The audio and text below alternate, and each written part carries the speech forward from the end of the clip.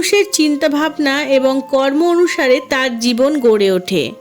মানুষের প্রগতি এবং ভবিষ্যৎ তার বিচারধারারই ওপর নির্ভরশীল থাকে। বীজ যেমন হবে চারাগাছও তেমনই জন্মাবে। যার যেমন বিচারধারা তার কর্ম সেই অনুযায়ী হবে এবং যেমন কর্ম করা হবে তেমনই ফল পাওয়া যাবে।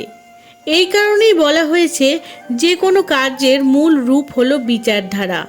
পরিকল্পিতভাবে সময়ের সদ্ব্যবহার করে যেমন সাফল্য লাভ করা যায়, ঠিক তেমনি সুবিন্যস্ত বিচারধারাকেও অভীষ্ট লক্ষ্যের সাথে সংযুক্ত করে লাভান্বিত হওয়া সম্ভব। মানুষের বিচারধারা তার ব্যক্তিগত জীবনে প্রভাব বিস্তার করার সাথে সাথে অপরের জীবনে তার সংস্পর্শে যারা আসবে তাদের এবং পারিপার্শ্বিক পরিবেশের উপরেও যথেষ্ট প্রভাব বিস্তার করে। মানুষের ব্যক্তিত্ব তার চিন্তাভাবনা, হাবভাব, আচার ব্যবহার এবং চেহারায় ফুটে ওঠে। কোনো ভালো কাজ যদি না করতে পারো তাহলে অন্ততপক্ষে দূষিত বিচারধারাকে প্রশ্রয় দিও না।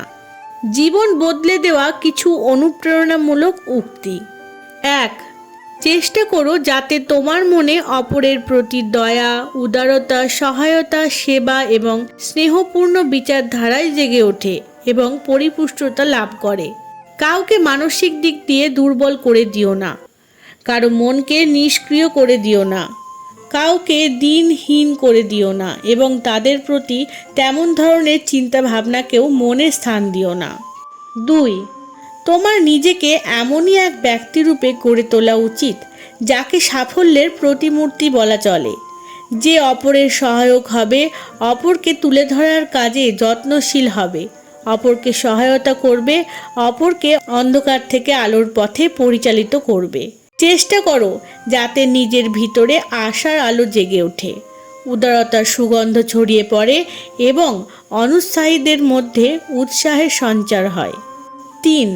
তুমি যেন সর্বদাই স্নেহের এবং প্রেমের মৃদুমন্দ বাতাস ছড়িয়ে দিতে পারো, যাতে মানুষের জীবনে আনন্দের সঞ্চার হতে পারে। সঠিক বিচারধারা গঠন করার বিষয়ে সাহিত্যের বিশেষ অবদান থাকে। আমরা যে ধরনের সাহিত্য অধ্যয়ন করব, আমাদের বিচারধারাও তদনুরূপ গড়ে উঠবে। 4. বর্তমান পরিস্থিতিতে যেভাবেই সম্ভব আমাদের এমন সাহিত্যের সন্ধান করতে হবে যা প্রেরণাদায়ক এবং আলোর দিশাদান করতে সক্ষম। পড়বার সময় অন্ততপক্ষে 1 ঘন্টার নিয়মিত সময় নির্ধারিত করবে। পড়বার সময় ধীরে সুস্থে বুঝে শুনে পড়া উচিত। পড়ার পর তাতে সন্নিহিত বিচারধারাগুলি নিয়ে নিরন্তর চিন্তন মনন করা দরকার। 5. যখনই অবসর সময় পাবে, যখনই মন ও মস্তিষ্ক খালি থাকবে, তখনই আজকের অধ্যায়ে যা কিছু পড়া হয়েছিল এবং সেই আদর্শগুলি জীবনে গ্রহণ করার জন্য কি কি প্রচেষ্টা করা যায় সেই বিষয়ে চিন্তা ভাবনা করবে। 6. যে কোনো জায়গা থেকে যে কোনো প্রকারে হোক জীবনকে সমুন্নত করে তোলার উপযুক্ত, পরিষ্কৃত এবং উৎকৃষ্ট বিচারধারাকেই মস্তিষ্কে ভরে তোলার সাধন জোটানো দরকার। 7. অধ্যায়ের মাধ্যমেই হোক কিংবা সৎসঙ্গ, মনন, চিন্তন ইত্যাদি সাহায্যে যেভাবেই হোক না কেন নিরন্তর এই প্রচেষ্টা করা উচিত যাতে মন ও মস্তিষ্ক সর্বদা উচ্চ বিচারধারায় নিমগ্ন থাকতে পারে, যা আমাদের জীবনের সমস্যা এবং আন্তরিক জটিলতার উপর আলোকপাত করে এবং মানবতাকে উজ্জ্বল করে তোলার উপযুক্ত সৎ প্রবৃত্তি অবলম্বন করার প্রেরণা যোগায়। 8.